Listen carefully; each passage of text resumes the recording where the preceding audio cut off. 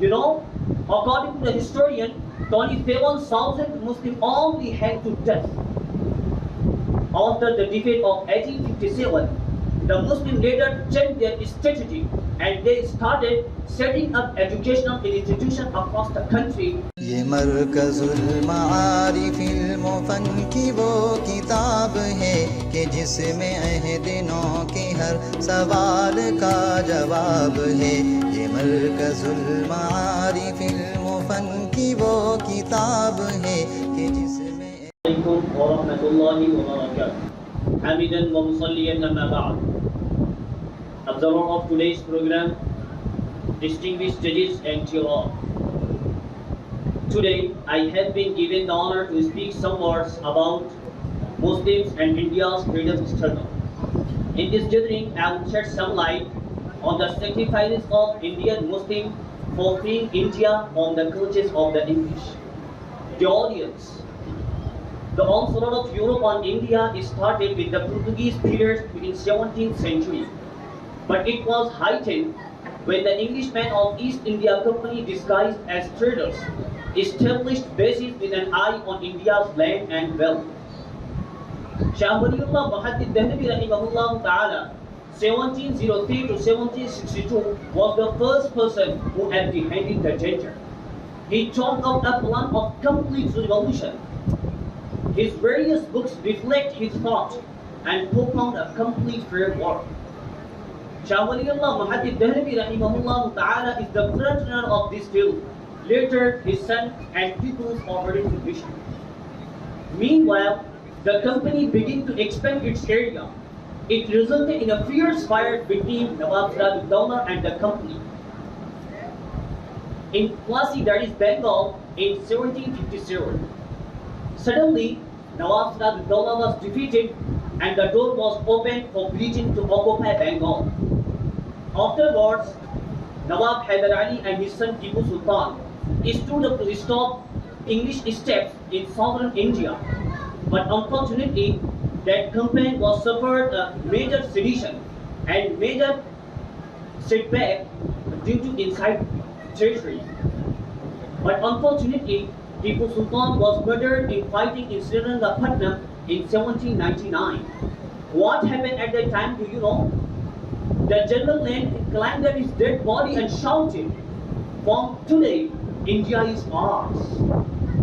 Finally, one day in 1803, the Mughal king in Delhi was forcibly asked to sign a treaty that read, "People for Allah, country for the king His Majesty, and order for the company." Meanwhile, Shah Abdul Aziz rahimahullah ta'ala, 1746 to 1823, was observing very carefully the condition of India, issued a fatwa that India has turned into a Darul Harb, that is non-Muslims country. So, Muslims must wage war against British. But at that time, any ground was not prepared to start any revolutionary movement. So, Sayyid Ahmad Shahid, who was a disciple of Shah Abdul Aziz rahimahullah ta'ala, with his companions migrated to Kandahar in Afghanistan to search a land from where he can run any revolutionary movement. But unfortunately, the major militant movement of this subcontinent was suffered a sedition of Afghanistan and finally collapsed. And remaining people, especially ulama and Sadiq Pur, continued their mission inside India. Georgians, the spark of hate and anger against British again burst in 1857. At that time, it was not a mutiny of a group, but a mass revolted against the British across the country. In Shamli, the Indians revolted against the British under the leadership of Haji Ibrahim Bakki, while they were fighting in Lucknow and Faizabad under the lead command of Nawab Begum and Maulana Al-Hamdulillah. Meerut and Delhi were the center where Indian army men were fighting for Sultan Bahadur Shah Zafar, and finally they were defeated in a large number. Georgians, according to the historian, 27,000 Muslims only hanged to death. After the defeat of 1857, the Muslims later changed their strategy and they started setting up educational institutions across the country as well as organizations. On the foremost of them was Maulana Qasim Nanotri, who established Darul Ulum in Deoband in 1857. The first student of Darul Ulum Deoband was Maulana Mahmud Hassan, known as Sheikhul Hind. He also chalked out a plan known as Silk Letter Movement. The audience, around 1919, Jamiyat Ulama Hind came into being to provide Muslims a platform to fight against British, and as well as Maulana Abul Kalam Azad, who was a hero of independence through his writing, especially his historical newspaper Al-Balam and Al-Hilal.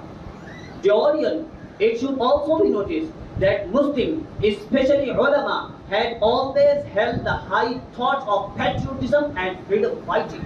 Even the General Army of British, Moulay Thompson, wrote in his book Rebellion Clerics in page number 49, if it was the patriotism that to free your country, plan mischief and mastermind wars against British, then undoubtedly more we were the loyal patriots to their country and their succeeding generation will remember the hero. But I am very regretful to say that Muslims are blamed that they are traitors.